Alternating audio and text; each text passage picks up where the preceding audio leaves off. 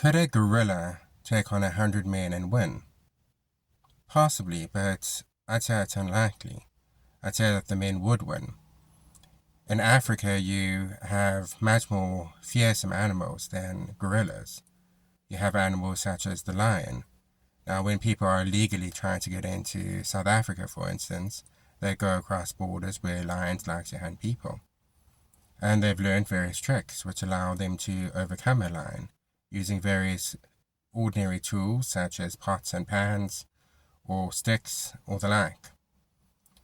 Human beings are able to conquer the world and have conquered it, including territories where gorillas are, simply because we are smarter and we have more endurance.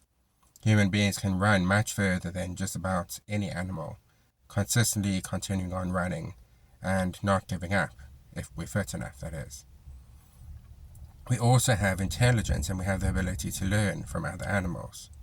You take a gorilla and you put it against 100 men and give it a reason to kill all of the men.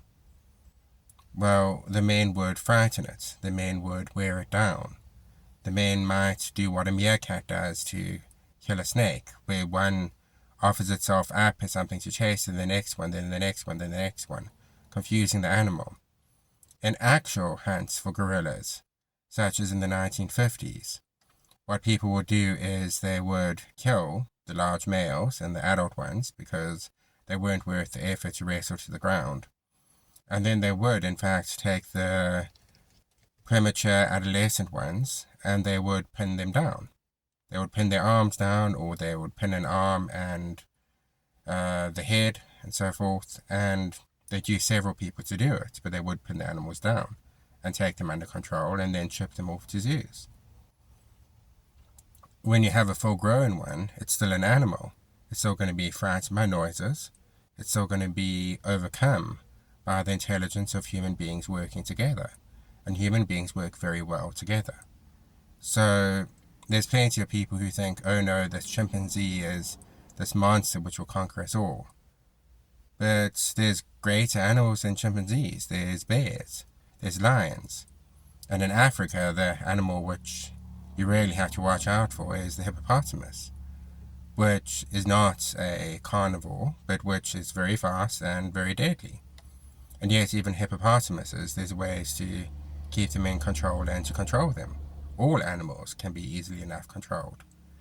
And to assume that the people living in Africa by these animals had no means to put one down if it came out of control is, frankly, unwise.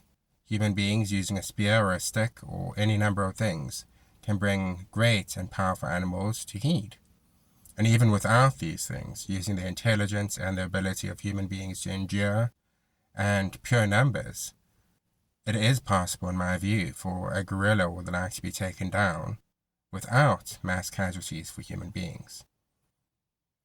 And also bear in mind, these big monkeys or other big monkeys are things which interact with human beings. When I lived in Africa for a good portion of my life, every now and then there would be a wild animal which had escaped and gotten in amongst the suburbs. And when it came to the big monkeys, they were quite scared of dogs, for instance. But there certainly was a situation where human beings interacted with these animals, and human beings ultimately are able to control them.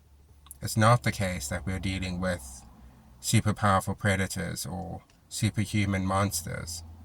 If we were, we would have gotten rid of those already. And even shark attacks, human beings are able to control sharks.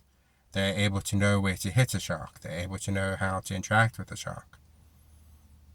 We are the ultimate apex predators on the planet, with a good reason.